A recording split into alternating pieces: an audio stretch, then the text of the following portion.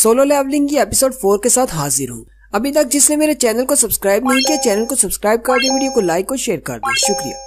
Mister किम के वहाँ से भाग जाने के बाद सिर्फ 3 लोग पीछे अल्टर पर बचते हैं, जिनमें एक जूही, मिस्टर सोंग और हमारा हीरो जिनवू है। मिस्टर सोंग दरवाजे की तरफ देखते हैं और कहते हैं मिस्टर किम के भागने के बाद दरवाजा और भी ज्यादा क्लोज हो गया है। मिस्टर सोंग उनसे कहते हैं वैसे तो बहुत देर हो चुकी है, लेकिन मुझे समझ आ गई है यहाँ पर क्या चल रहा है। वो जिनवू से कहते हैं जूही को अपने साथ लो और यहाँ से चले जाओ। जब तक इस अल्टर पर एक भी इंसान मौजूद रहेगा तब तक ये दरवाजा मुकम्मल तौर पर बंद नहीं होगा। तुम और जूही की जिंदगी अभी बहुत बड़ी है, तुम अभी जवान हो, जल्दी से यहाँ से चले जाओ।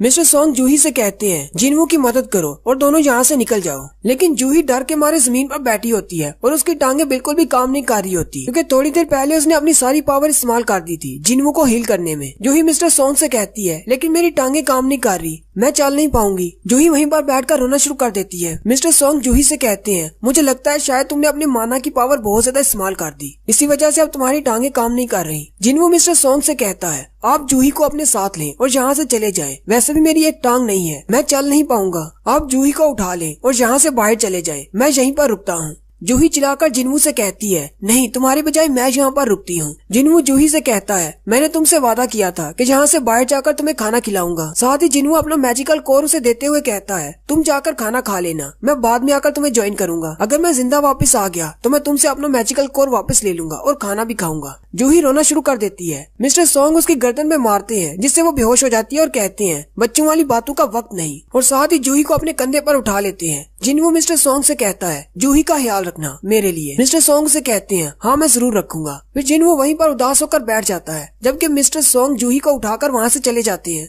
मिस्टर सोंग जूही को लेकर जैसे ही दरवाजे से बाहर निकलते हैं, जिनवू कहता है चलो शुक्र है बाकी सब तो यहाँ से चले गए, सिर्फ मैं ही हूँ जो यहाँ पर मरने वाला हूँ। अगर मुझे पता होता कि वो इस डंजन के अंदर मैं मरने वाला हूँ तो मुझे इंश्योरेंस करवा लेनी चाहिए थी। अब मेरी माँ और मेरी बहन का क्या होगा। वहीं अल्टर पर एक तलवार गिरी होती है। जिनवू उस तलवार को उठा लेता है और कहता है अब जबकि मैं मरने वाला हूँ तो मेरी कोशिश यही होगी कि मैं मरने से पहले एक मॉन्स्टर को तो अपने साथ लेकर ही जाऊँ। वो सारे स्टैचू मॉन्स्टर्स उसके बहुत ज्यादा करीब पहुँच जाते हैं। जिनवू का ब्लड बहने की वजह से वो बेहोश होने की कगार पर होता है और उसकी आंखें बंद हो रही होती है, जिसकी वजह से वो स्टैचू और भी ज्यादा करीब हो जाते हैं। जिनवू अपनी तलवार उनके सामने करता है और कहता है अटैक करो मुझ पर, मैं तुम में से एक को तो जरूर मारूंगा। लेकिन साथ ही वो स्टैचू अपने भाले से उस पर अटैक करता है और जिनवू के बाजू में अपना भाला दंसाते हुए उसे ऊपर उठा लेता है और उसे अल्टर के पत्थर पर फेंक देता है। जिनवू बेचारा खून में लिपटा अल्टर के पत्थर पर लेटा होता है और यही कह रहा होता है मैं मरना नहीं चाहता, काश मेरे पास एक मौका होता, काश मुझे एक और चांस मिल जाए। मेरे पास भी मेरी फैमिली है, मुझे भी उनकी केयर करनी है, मैं भी यहाँ पर मरना नहीं चाहता। हालांकि ये फैसला मेरा था कि मैं यहाँ पर रुकता हूँ, लेकिन मैं मरना नहीं चाहता। वो बड़ा सा स्टैचू फिर से उस पर अटैक करने वाला होता है। जिनवू कहता है काश मेरे पास एक और चांस होता, मुझे बस एक और चांस मिल जाए, मैं यहाँ पर नहीं मरना चाहता। जैसे ही वो बड़ा स्टैचू उस पर अटैक करने वाला होता है, वो सारी की सारी ब्लू फ्लेम्स बुझ जाती हैं और उन ब्लू फ्लेम्स के बुझने के साथ ही वो सारे स्टैचूज वहीं पर रुक जाते हैं और एक अलार्म बजने के साथ ही जिनवू के सामने एक विंडो ओपन होती है। तुमने इस सीक्रेट मिशन की सारी रिक्वायरमेंट्स को पूरा कर लिया है। जिनवू कहता है आखिर ये सीक्रेट मिशन क्या है और मैंने कौन सी रिक्वायरमेंट्स को पूरा कर लिया है। और साथ ही फिर से आवाज आना शुरू होती है जो कि उस विंडो पर लिखा होता है, वही उसको आवाज आ रही होती है। जिनवू कहता है अब इसका क्या मतलब है। वहीं पर एक और विंडो ओपन होती है जिस पर लिखा होता है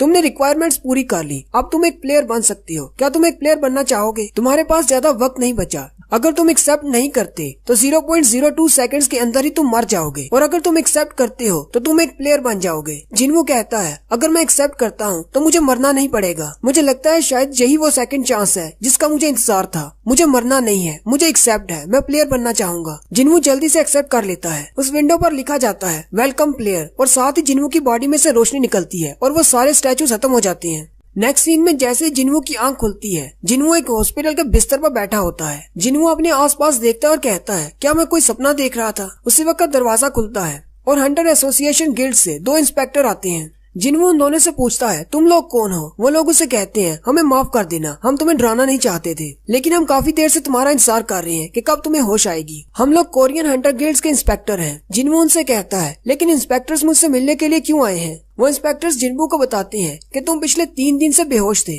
जिनवू उनसे पूछता है जूही और मिस्टर सोंग का क्या हुआ, क्या वो दोनों ठीक हैं? वो इंस्पेक्टर्स उसे कहते हैं हाँ वो बिल्कुल ठीक है, लेकिन मिस्टर सोंग का क्योंकि बाजू कट गया था, इसकी वजह से अब वो मुझे नहीं लगता कि वो हंटर का काम कर पाएंगे, शायद वो रिटायर हो जाएं। और जूही अभी भी हॉस्पिटल में है क्योंकि उसने बहुत ज्यादा माना इस्तेमाल कर लिया था और वो ट्रॉमा से बाहर नहीं निकली। मुझे नहीं लगता कि वो दोनों दोबारा हंटर्स एसोसिएशन को ज्वाइन करना चाहेंगे। साथ ही वो इंस्पेक्टर मिस्टर किम के बारे में बताने लगते हैं। जिनवू उनसे कहता है नहीं, उनके बारे में रहने दो, मुझे उनके बारे में नहीं जानना। इंस्पेक्टर जिनवू से कहता है उस डंजन में, जो कि डबल लेयर डंजन थी, वहाँ पर से जितने भी लोग जिंदा बाहर निकले उनकी टोटल तादाद 6 है। हालांकि हम सब लोग जानते हैं कि डंजन्स के अंदर मॉन्स्टर्स से बहुत ज्यादा खतरा होता है और बहुत सारे हंटर्स मरते भी हैं, लेकिन इस तरह इकट्ठे बहुत सारे हंटर्स का एक साथ मरना बहुत ही अनोखी बात है। जब हमारे इंस्पेक्टर्स और व्हाइट टाइगर गिल्ड के लोग वहाँ पर पहुँचे तब तुम अल्टर के पत्थर पर अकेले लेटे हुए थे। तुम्हारे अलावा वहाँ पर कोई भी नहीं था, कोई स्टैचू भी नहीं। वो कमरा तुम्हारे अलावा बिल्कुल खाली था, वहाँ पर कोई भी नहीं था। जिनवू उनसे कहता है लेकिन ऐसा कैसे हो सकता है? इंस्पेक्टर्स उसे कहते हैं हाँ, हमें भी यकीन नहीं हो रहा क्योंकि बाकियों के बयान के मुताबिक वहाँ पर स्टैचूज थे और उतनी सारी लाशें भी थी। सारे बचने वालों ने जो बयान दिया था वो सबका एक जैसा था, इसलिए हमें इस बात पर यकीन करना पड़ेगा। और तुम्हारे बारे में हमारा ये ख्याल है कि तुम्हें डबल अवेकनिंग मिली है। जिनवू उनसे कहता है डबल अवेकनिंग का क्या मतलब है? इंस्पेक्टर जिनवू से कहते हैं जब एक हंटर को उसके स्टैट्स मिलते हैं, जब वो एक हंटर बनता है, साथ ही उसका पावर लेवल बढ़ जाता है। लेकिन बाज़ दफा हमने ऐसा भी देखा है कि एक हंटर की दोबारा अवेकनिंग होती है जिससे उसकी पावर पहले से बहुत ज्यादा बढ़ जाती है। हमारे पास ऐसे बहुत सारे केसेस की मिसालें हैं, जैसे सी रैंक के हंटर्स डायरेक्टली ए रैंक पे चले गए या फिर ए रैंक वाले डबल अवेकनिंग के बाद डायरेक्टली एस रैंक पे चले गए। साथ ही वो इंस्पेक्टर अपने पास मैजिक पावर डिटेक्टर लेकर आए होते हैं जिस पर एक माना क्रिस्टल लगा होता है। वो जिनवू से कहते हैं तुम्हें बस इसके ऊपर अपना हाथ रखना है और हमें पता चल जाएगा तुम्हारे अंदर कितनी पावर है।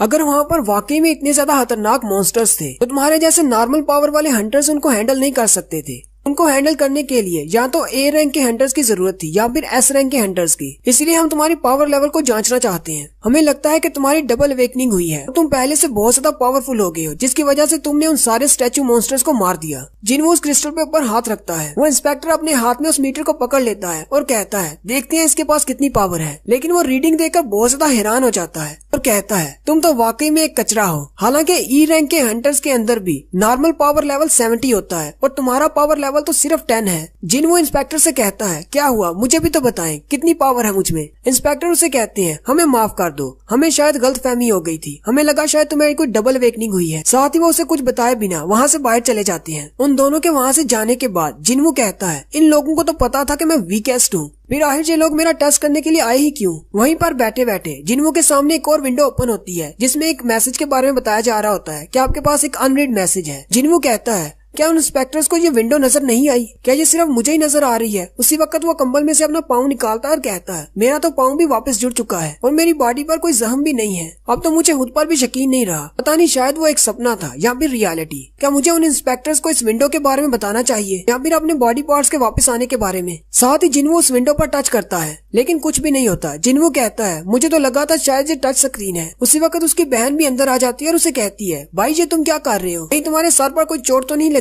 असल में उसकी बहन को भी वो विंडो नजर नहीं आ रही होती। उसकी बहन चिल्लाती है उसके पास आ जाती है और उसे कहती है मैंने तुमसे कहा था कि दोबारा डंजन्स में मत जाना, मैंने तुमसे कहा था कि जख्मी होकर मत आया करो, मैं बहुत ज्यादा परेशान हो जाती हूँ। बाकी सारे हंटर जख्मी होकर क्यों नहीं आते, सिर्फ तुम ही अकेले ऐसे क्यों हो जो जख्मी होकर बाहर आते हो? अगर तुमने इस तरह जख्मी होकर बाहर आना बंद नहीं किया तो मैं अपनी स्टडी छोड़ दूंगी और मैं भी काम करना शुरू कर दूंगी। तुम्हें हमेशा मेरी स्टडी के लिए काम करना पड़ता है। वो मैसेज वाली विंडो अभी भी उसके सामने होती है। जिनवू अपनी बहन से कहता है क्या तुम्हें ये चीज नजर आ रही है? जिना उसे कहती है मुझे कुछ भी नजर नहीं आ रहा। जिनवू उसे कहता है अगर तुम्हारे पास गेम में कोई मैसेज हो जो तुम्हें पढ़ना हो तो तुम कैसे पढ़ोगी? जिना उसे कहती है मुझे लगता है शायद तुम्हारे सर में कोई चोट लगी है और तुम पागल हो गए हो। अगर तुम्हारे पास कोई मैसेज है तुम अपने मेल बॉक्स को ओपन करो और उसको पढ़ लो। जिनवू कहता है ओपन द मेल बॉक्स और उसका मैसेज ओपन हो जाता है। उसके मैसेज में लिखा होता है कि उसने डेली क्वेस्ट को पूरा करना है जो कि अपनी पावर को इंक्रीज करना है। जिनवू कहता है अब इसका क्या मतलब हो सकता है? जिना उसे कहती है अच्छा ठीक है मैं यहाँ से जा रही हूँ। बाहर उसकी दोस्त खड़ी होती है, वो उसे कहती है चलो यहाँ से चलें